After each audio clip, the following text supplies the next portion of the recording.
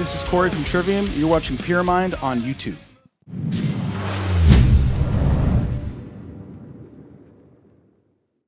Hey, I'm Jeff Straw from Pyramind, and I'm here with Corey from Trivium. Corey, thanks for being here. What's up, man? Oh, just starting the day. Fresno last night, Sacramento tonight. Yep. How's this tour been? It's been amazing. We've done a lot of touring in the U.S.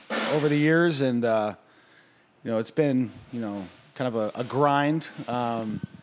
Some tours, shows, show by show basis is kind of hit or miss. Some shows are really great. Some shows are okay, depending on where you are in the country. Because metal fans in the U.S. is such a big country; it's spread out. A lot of bands are touring all the time, so you never know how many people know about your show or whatever. But this tour has been pretty amazing. On a show by show, just straight through the tour, every show's been packed. Crowds have been crazier than ever, especially in the States. So it's been really surprising. The last 3 shows in a row have been all sold out. And the fan reaction, it's kind of surprising in the U.S. that every show is consistently just people are just kind of in a frenzy. So it's been really cool that all the radio play and the stations backing the band finally.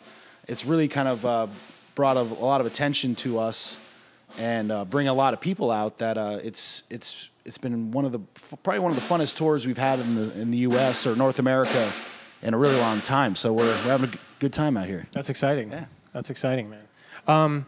So talk a little bit about the new record. I'm a big fan. I'm curious to know, you guys are touring and probably playing a couple of the singles, right, off this record for the most part? Yeah, so far off the new record, we're playing 3 songs in the set at the moment, but we've played 4 songs off the record in general. So it's been really fun to play the new songs. There's no screaming, so I can just play guitar, which is fun. Those new songs have been going over great. Until the World Goes Cold being on the radio has definitely, and it being, almost top 10 at the moment, it's definitely, people, I think the song's really connected with a lot of new fans and it just, our fans in general. So all the songs have been, we kind of went into it in the writing process of making the songs. We wanted the songs to be really great live songs, very open and big. Let's talk a little bit about guitar recording. Clearly, you guys are known for your just huge guitar tones. How many layers are we talking about in the studio? Do you even know? Do they just keep cycling you through, or talk a little bit about the layering process? Each record's a bit different. The early records like Ascendancy, that was quad tracking.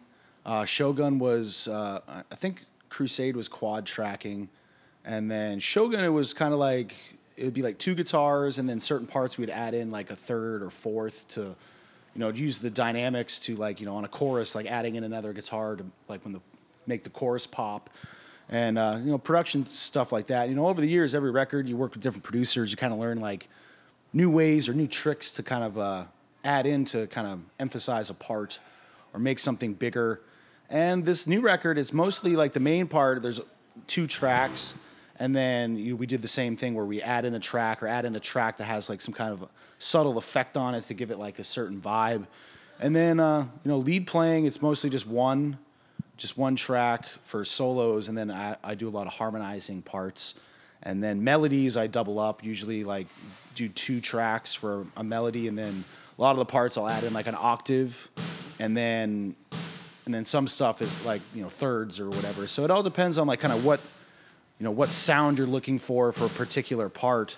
And also the use of multi-tracking, with mixing and the way you can make the record sound. It just, even if it just sounds like one guitar, having the multiple tracks, you can pan them and make it bigger, wider, and just, we wanted a big, we like to have a big full production. So we do a lot of layering to, really beef up parts. Yeah. Kicks. A lot of fucking kick drum. Yeah. So, harmonies, your guitar solos that are harmonized, you and Matt will play them live, and each one of you will take a top or bottom. But in the studio, that would just be you or just be Matt, right? Oh, when it comes to a lot of the solos, playing live, the part that has a harmony and stuff, I usually I'll play my solo, Matt plays his solo. There's occasionally, the kind of dual guitar stuff that's more melodic, melody based. We play those together, but if it's an actual solo, there's a couple solos we've done over the years. Like if it was like a Matt solo and it had like, it was a very melodic passage to start off, I might do that.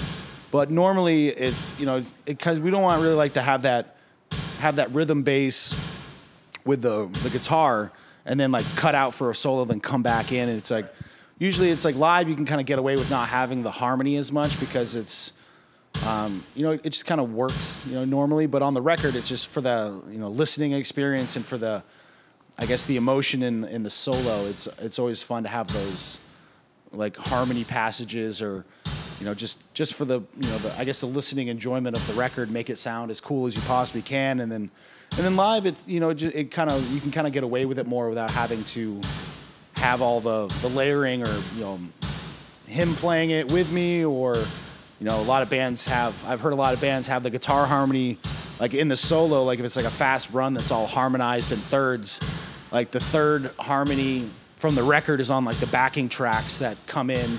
And we're not really ever been a band that's been big on having, the crutch of a fucking MacBook playing vocals or whatever crap, a lot of people cheat their way through.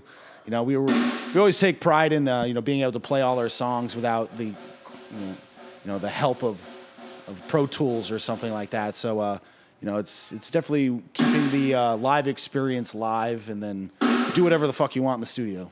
Nice, I love it, man. I love it. So you've talked a little bit about like your solo writing, how much fun you have writing solos. It's kind of like sounds like one of your favorite things to do in the recording process. Yeah, writing melodies and solos is a lot of fun. And it's always weird because like usually don't really like work on writing solos. I work on writing melodies and songwriting like when I'm working on songs because that's like a big part of our sound, and definitely want to make sure that the melodies are been worked on or the right melodies for the part.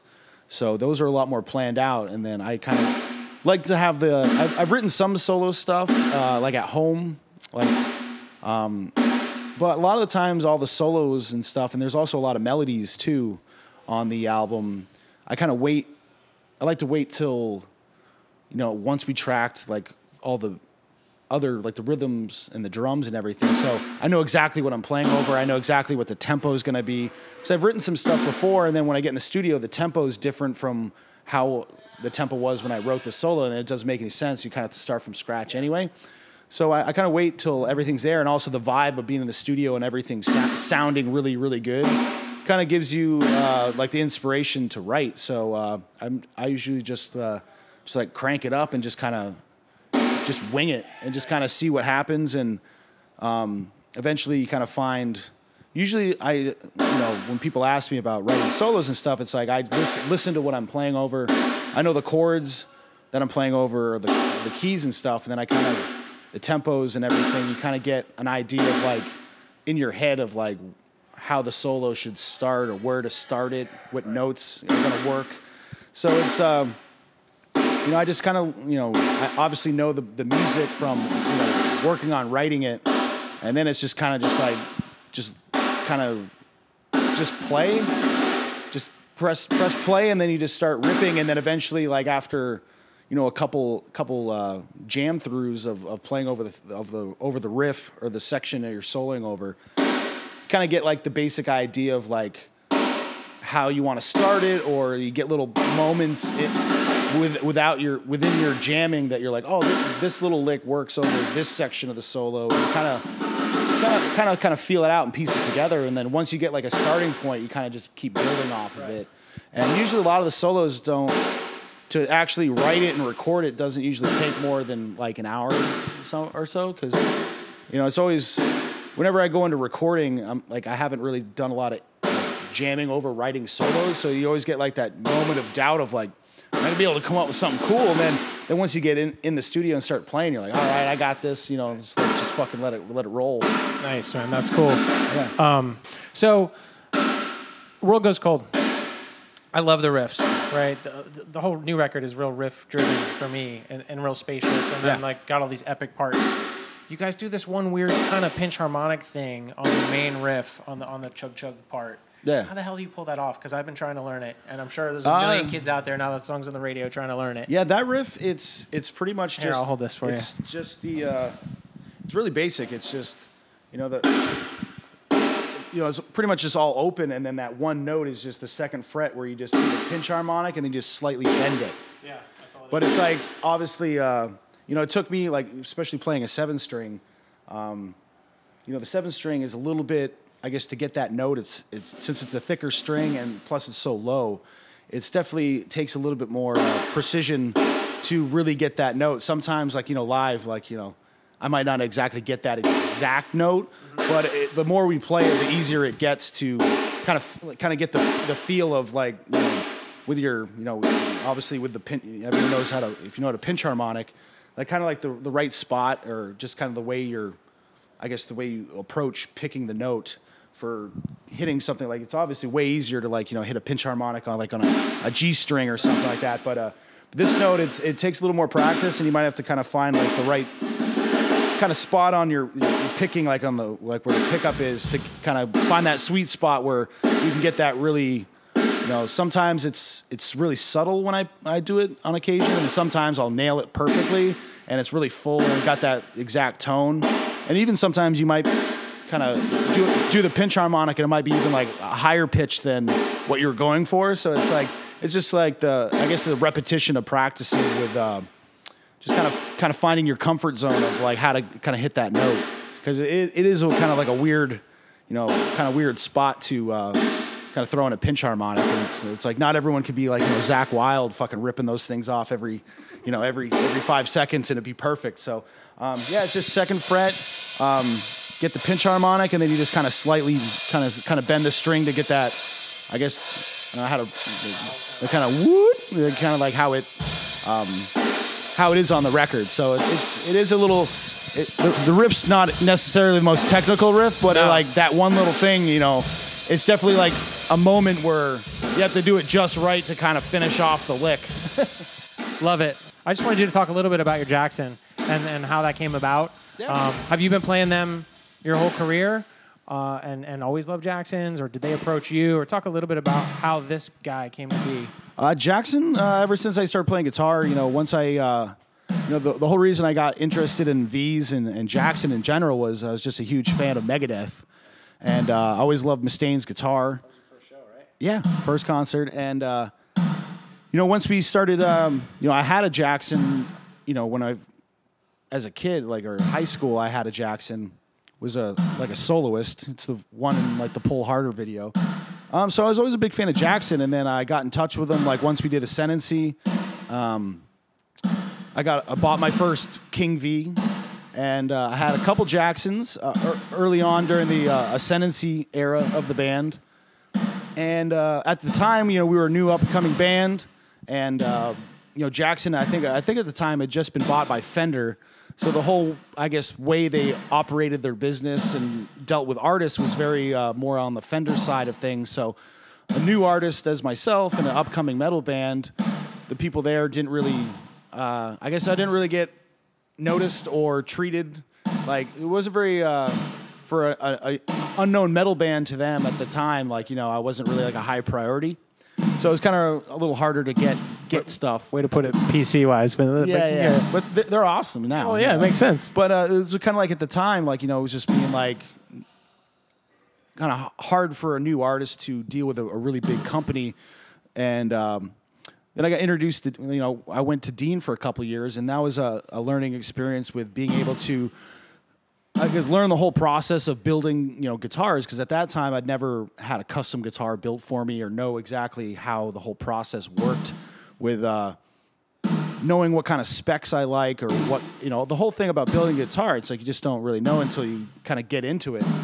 So with Dean, like, they were really cool with, with both Matt and I, with building our, custom guitars to our liking. So you got a little bit of learning experience with the whole, process of that. And then when, that whole situation there it was like about 2 years, and then, things kind of like didn't really work out at the end. But once we kind of left, kind kind of looked around for a little bit with a couple different companies, talked to a few people, but I always loved Jackson. And then, you know, a good friend of the band who was our Marshall guy for a long time and also worked at Guitar World, Good Magazine, Nick Bocott, who is a really, really awesome dude. He was actually at the time when I rejoined Jackson, he was the guy who was like the head rep for the artist relations. And I'm like, dude, Nick's awesome. He's always been, you know, backed the band, always supported us, and, you know.